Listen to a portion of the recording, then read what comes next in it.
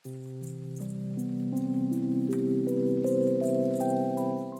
Everyone, welcome to the channel mystic tarot. ये weekly readings हैं। 17 फरवरी से नया हफ्ता स्टार्ट हो रहा है, तो उस दौरान अर्थ साइन, टॉरस, वर्गो और कैप्रिकॉन के लिए रीडिंग करूँगी मैं।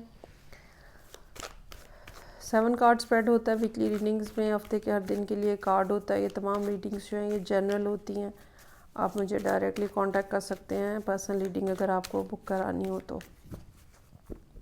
स्टार्ट लेते हैं टॉरस लोगों के साथ। लेट्स सी कि इस वीक में क्या सिचुएशन रहेगी आपके सामने। मंडे वाले दिन का कार्ड जो है स्ट्रेंथ। कोई ना कोई मामलात इस किस्म के हैं जहाँ पे 2 चीज़ों की ज़रूरत है आपको बहुत ज़्यादा। एक तो विज़डम इस्तेमाल करने की ज़रूरत होगी, वाइज डिसीजन करने की ज़रूरत होगी, लॉन्ग टर्म डिसीजंस की ज़रूरत होगी। और दूसरा, अगर आपको किसी किस्म का गुस्सा है, अगर आपको किसी किस्म का खौफ है, अगर आपको कोई भी ऐसा नेगेटिव फीलिंग है या नेगेटिव थॉट है आपके माइंड में, तो उसको कर्ब करके, उसको दबा के बोल्डली, ओपनली, फियर्सली आपको लोगों के सामने आना पड़ेगा। आपको अपना एंगर नहीं शो करना, बल्कि आपको अपनी रेजिलियंस शो करनी है। ये बताना है कि आप कितने ज़्यादा मज़बूत हैं लेकिन लाउड नहीं हैं। शोर शराबा नहीं करना है, डिसेंसी के साथ करना है जो भी बात होगी। किंग ऑफ सोर्ड्स का कार्ड है यहाँ पे। ये वो पर्सन हो सकता है जिसके साथ आपकी डीलिंग्स हैं, और ये पर्सन जो है ये बहुत ज़्यादा, आप ये कह लें, मैच्योर या बहुत ज़्यादा क्रिटिकल भी हो सकता है अगर नेगेटिव हो तो। और इनको मुतमईन करना भी काफ़ी ज़्यादा मुश्किल हो सकता है। ये झूठ पकड़ने के भी एक्सपर्ट हो सकते हैं।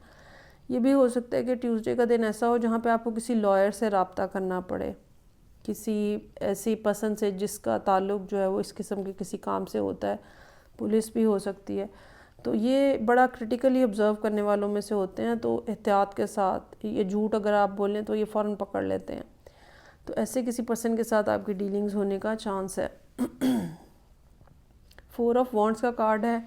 ये दिन अच्छा होगा, स्टेबल होगा। यहाँ पे आपको अपनी एनर्जी, अपनी सराउंडिंग एनर्जी इस किस्म की फ़ील होगी जो जिसमें स्टेबिलिटी है, जिसमें ग्रोथ है।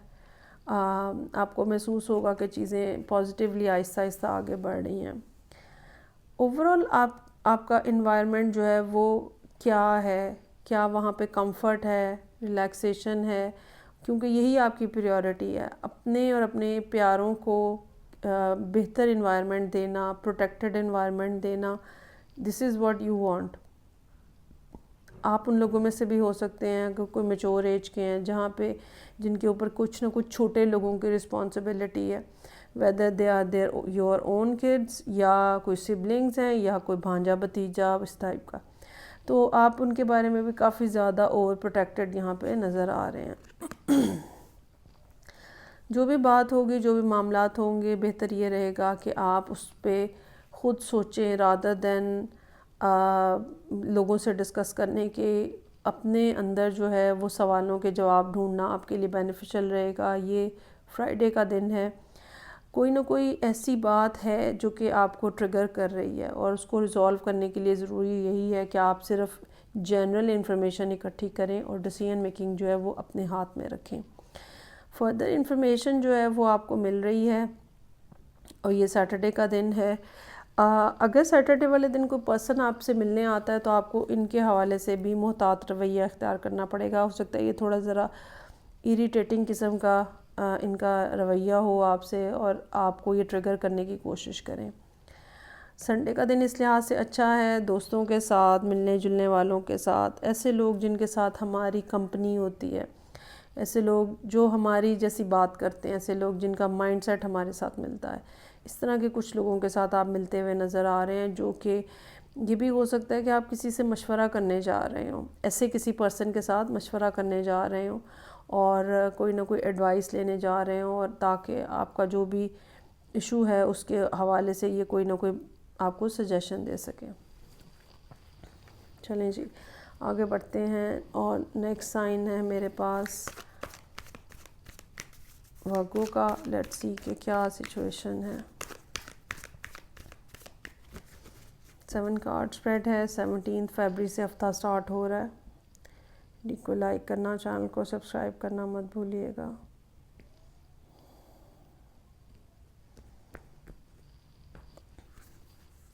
मंडे का कार्ड जो है कुछ अनएक्सपेक्टेड इवेंट लेकर आ रहा है। ये किसी किस्म का ब्रेकअप हो सकता है रिलेशनशिप के हवाले से। ये भी हो सकता है कि ये जॉब के हवाले से ब्रेकअप हो।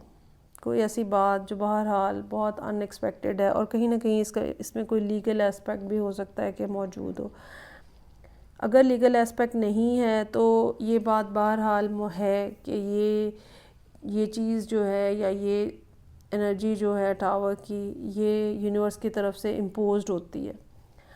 और ठीक है कि आप इस दिन इरिटेटिंग रहेंगे, प्रॉब्लम में रहेंगे, डिस्टर्ब रहेंगे, मैनेज करना पड़ेगा सारी सूरत हाल को, लेकिन ये बात मान लें कि ये आपके लिए कोई ना कोई डीप डाउन या लॉन्गर रन में कोई ना कोई बेनिफिट लेकर आएगी। 7 ऑफ पेंटिकल्स का कार्ड है, कुछ ऐसा जिसके ऊपर आपकी बहुत ज़्यादा टाइम एनर्जी की इन्वेस्टमेंट है, उस हवाले से कुछ मामलात हैं। हो सकता है कि कहीं आपने कुछ भेजा हुआ है और आपको रिस्पॉन्स नहीं आ रहा, या किसी के आने का इंतज़ार कर रहे हैं, किसी की कॉल आने का इंतज़ार कर रहे हैं। ये भी हो सकता है कि रिज़ल्ट आने का इंतज़ार करें, कुछ ऐसा है जहाँ डिले है। और फिर लवर्स का कार्ड है। लवर्स का कार्ड चॉइस के बारे में बात करता है। You might trying to decide here कि क्या मुझे इसको कंटिन्यू करना है या मुझे इसको छोड़ देना है। और मुझे नहीं लगता कि यहाँ पे लवर्स जो है वो लवर्स के कॉन्टेक्स्ट में आ रहा है। मुझे लगता है कि चूँकि यहाँ पे इतना टाइम गुजर गया है, नाउ यू स्टार्ट थिंकिंग कि भाई मुझे ये मज़ीद वेट करना भी है कि बस मैं इस चैप्टर को क्लोज़ कर दूँ। वही बात जो मैं पहले कह रही हूँ, 2 ऑफ वॉन्ड्स है। You are trying to choose something, you are trying to decide something. Most probably यहाँ पे आपने कुछ ना कुछ डिसाइड कर लिया हुआ है, कोई एक ऑप्शन जो कि आपको लगता है कि ज़्यादा फेवरेबल हो सकती है। आप मोस्ट प्रॉब्ली उसकी तरफ जाने के हवाले से आपने तैयारी जो है वो शुरू कर दी है। दोस्तों से मशवरा करने के लिए आप जाएंगे, फ्राइडे का दिन होगा, यकीनन बहुत अच्छी कोई एडवाइस मिल सकती है वहाँ से। कुछ ऐसा जो कि सिचुएशन में मज़ीद कोई डायरेक्शन जो है जहाँ पे वो मिले और आपको समझ आए कि आप एग्जैक्टली कहाँ खड़े हैं और आपको क्या करना है। और फिर एस ऑफ पेंटिकल्स है यहाँ पे। ये कुछ नई शुरुआत हैं। ये बात हो सकती है जिसके लिए आप होने का इंतज़ार कर रहे थे।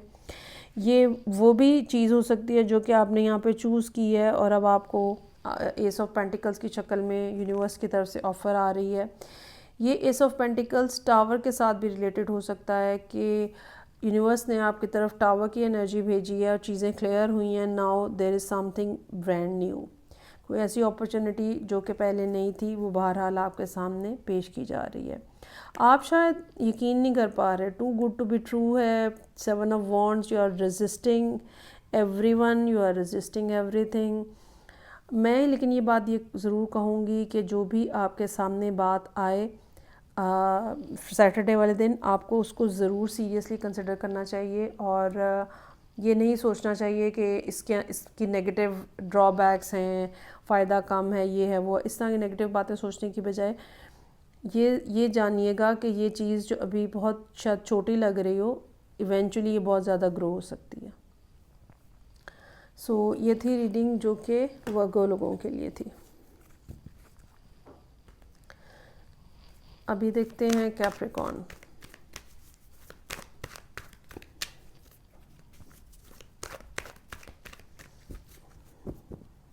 सेवनटीन फरवरी से हफ्ता स्टार्ट हो रहा है, तो उस दौरान